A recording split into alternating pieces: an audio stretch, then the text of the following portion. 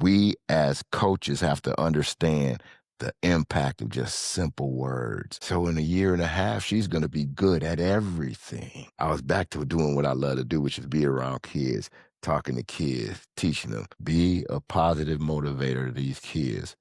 Motivate last place the same way you would motivate first place to get last place into the middle of the pack.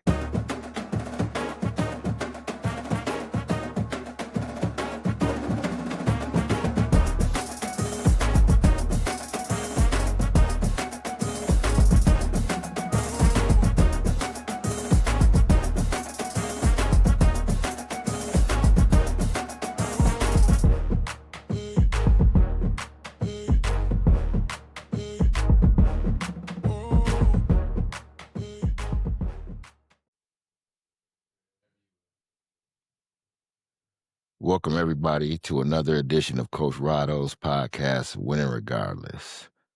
Today, I want to talk about motivating athletes, and mainly young athletes, high school. So a friend of mine and I have the fortune and the gift of being granted the opportunity to train the Kalamazoo Central High School varsity boys and girls. But, it's not just the varsity. We train the high school freshmen, JV, and varsity. And the reason I said varsity, because most of the time it's the varsity boys that show up. But now that the girls have gotten involved, we have freshman girls showing up and freshman boys and all that starting to show up as well. So what we do is paramilitary training. We put them through physical, pretty much military physical fitness, but we also add some speed and agility along with it, along with stretching and things of that sort. And we've been doing it for a while. And the coach told us this summer that, the kids have been doing it with us for 3 years. This group has been doing it with us for 3 years. And he told us how good it's been for them and how it's shown and how they can see the difference in their bodies and in the physical movement due to the type of training that we do.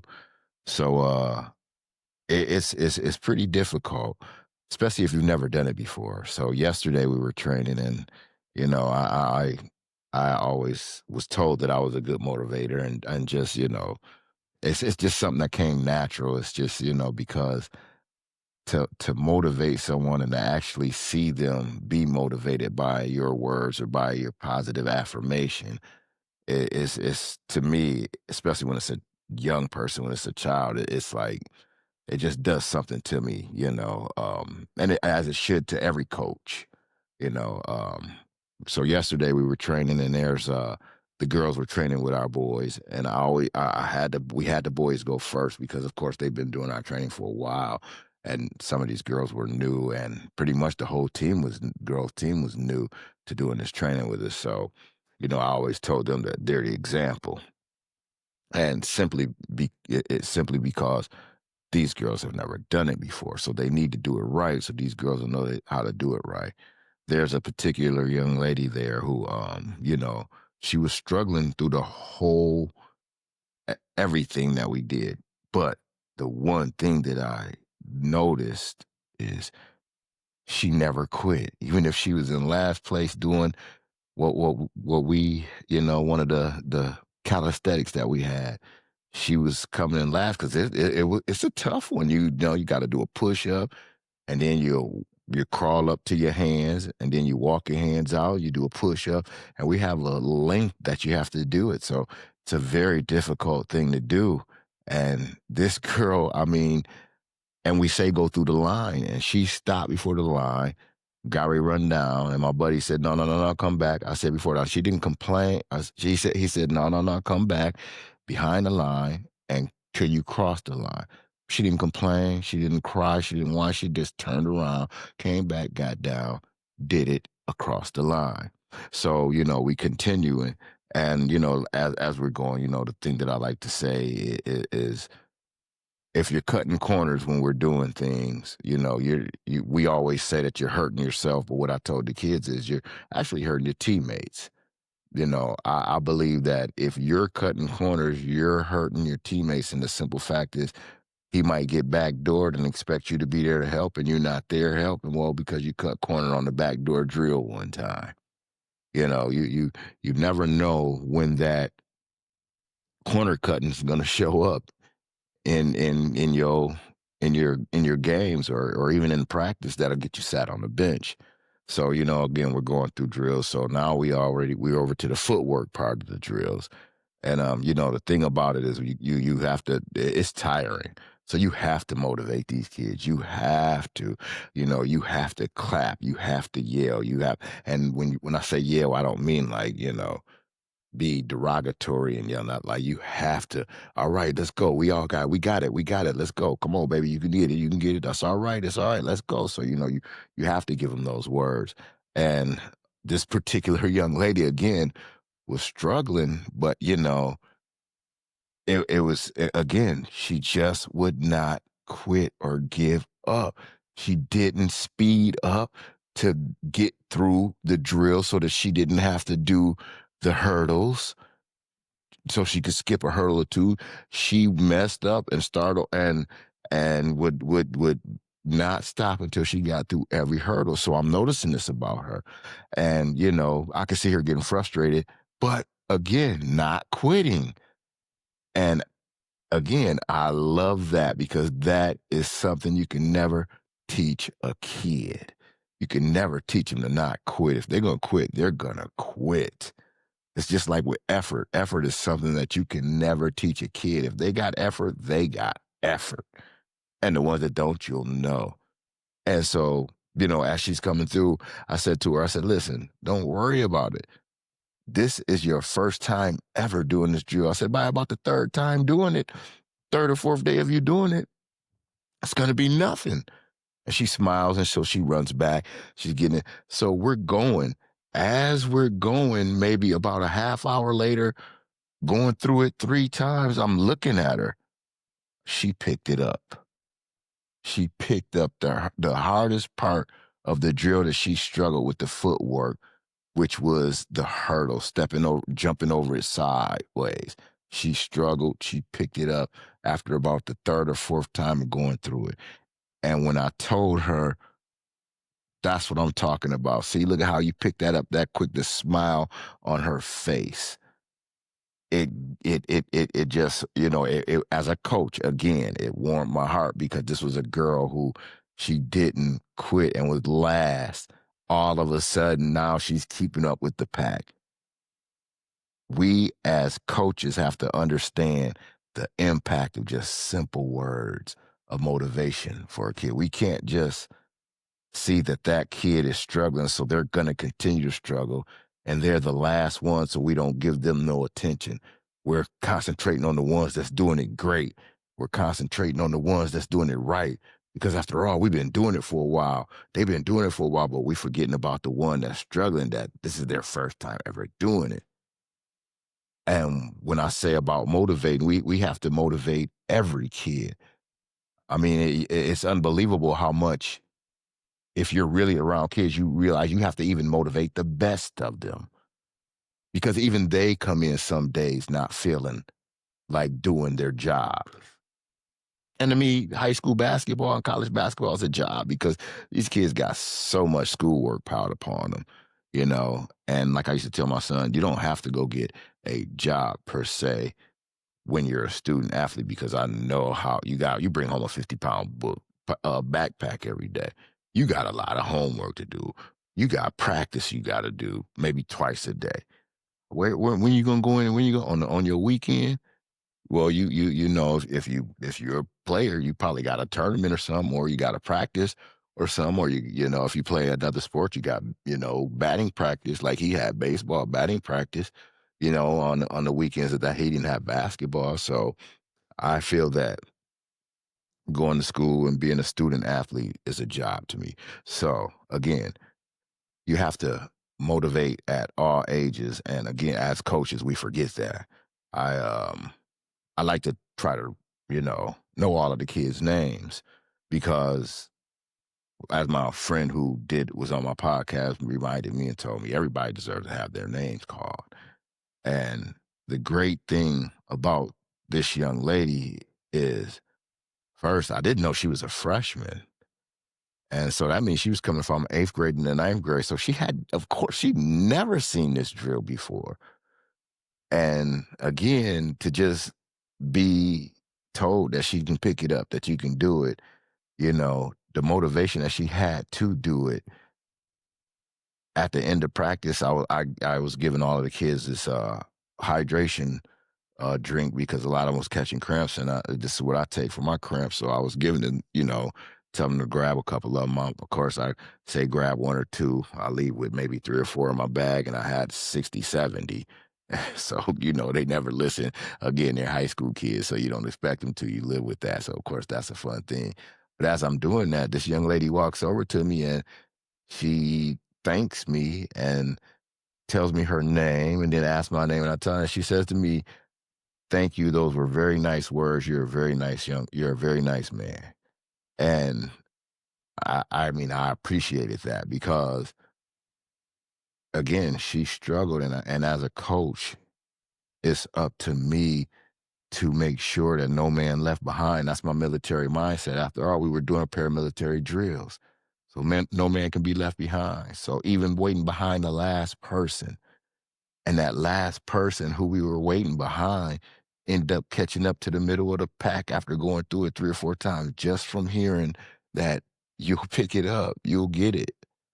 And, again, I didn't know she was a freshman, Eric, and me and her coach was talking about it, and I was telling him about her and, how I thought that, you know, the fact that she doesn't quit is phenomenal. And he said, and the thing about her is, she's not that good yet. But the fact is, she's at everything. She works hard at everything and she doesn't quit. So in a year and a half, she's going to be good at everything.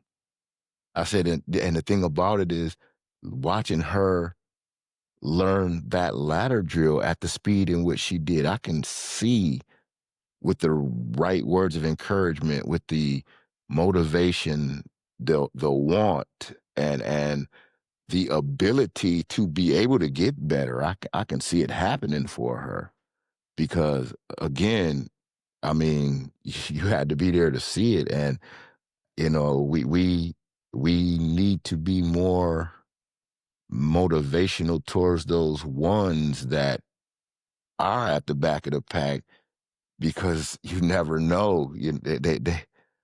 Just a few words can get them to the middle of the pack. And after all, that's all we need them to do. If we can get you to the middle of the pack, you can be a contributor to winning, and the way that we do that is taking the time to maybe coach up the one that's at the bottom of the pack.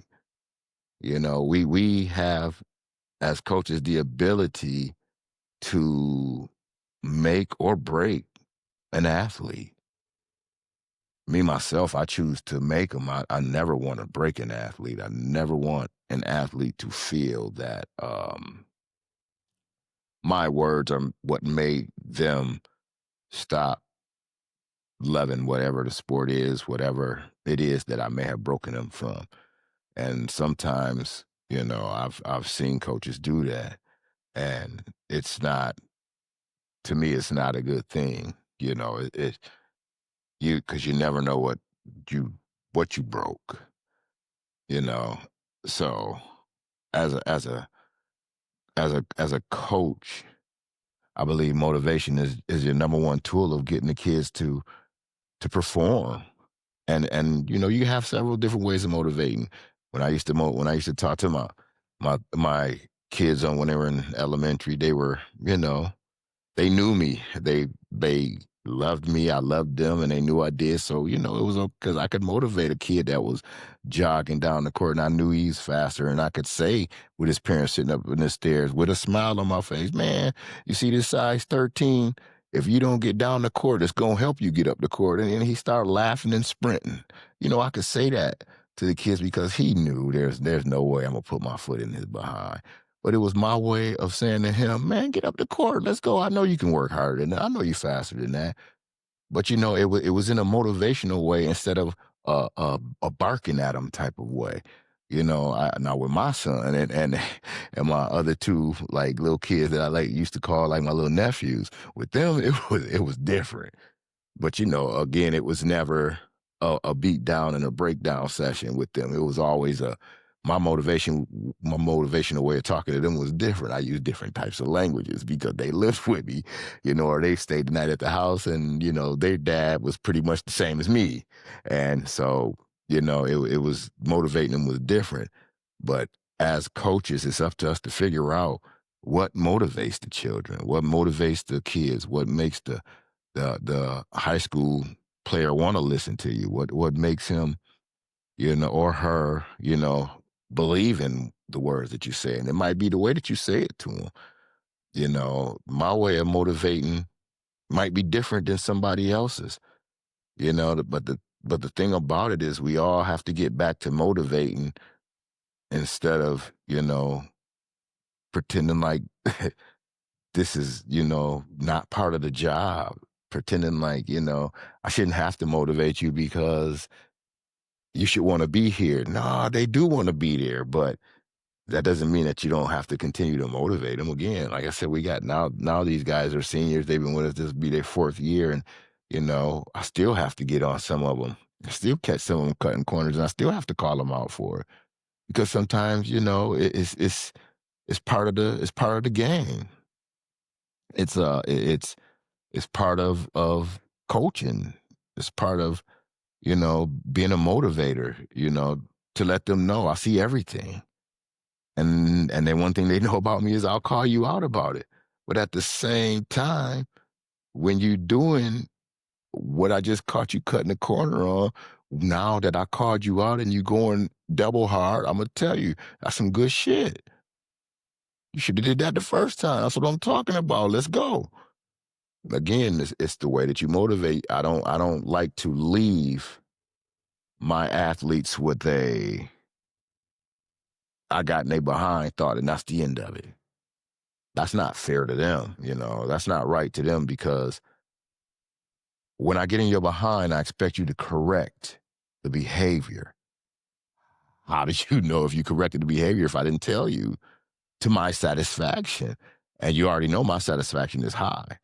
So that means I know that you're going to work extra hard now that I called you out to get to a higher satisfaction level. So therefore, I'm going to tell you that's the shit I'm talking about right there, baby. Let's go.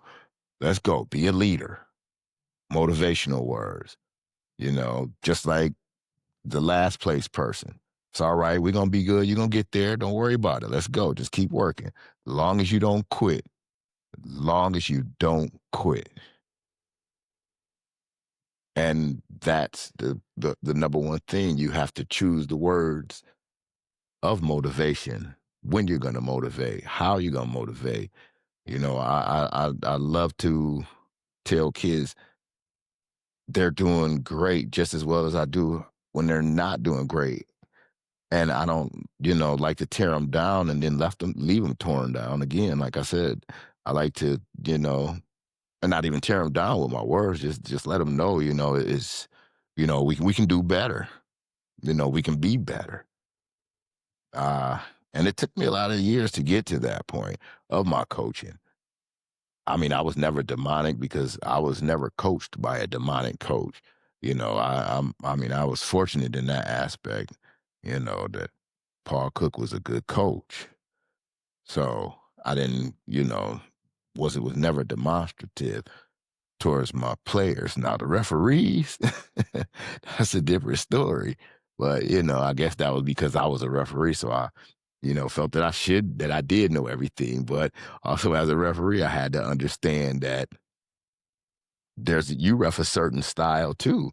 You ref according to the game. So they're refing according to that game. You just happen to be coaching it. So, but when they was terrible, I let them know, but again, I was never, a demonstrative coach to my players, and I was always highly motivated. And I guess I had missed it once my son left, left and went to high school and then went to college to play ball. And, having coached in so long. And then when my buddy asked me to come and do this, uh, the motivation factor of for me came in to where I was motivated every day because I was back to doing what I love to do, which is be around kids, talking to kids, teaching them, motivating them. And, that feeling that you get to where you're anxious for it every year now because you get to be around the game at a higher level. I love to travel and go watch these guys play. Now this year I get to go watch the girls play because it's going to be girls before the boys. So, seeing them in our program and then getting to watch them play, it's going to be a great thing. And you will hear me out there motivating them. You'll hear me trying to be a positive force, trying to be, what we saw coaches as when we were younger. So, you know, what I really want to say again is be a positive motivator to these kids. Motivate last place the same way you would motivate first place to get last place into the middle of the pack. It's all about how you motivate them with the words you say. It's all about how you treat them. That's also a way of motivation. I would like to thank you for tuning in to another episode of Coach Rodo's Winning Regardless podcast. And you can find us wherever you listen to your podcast at.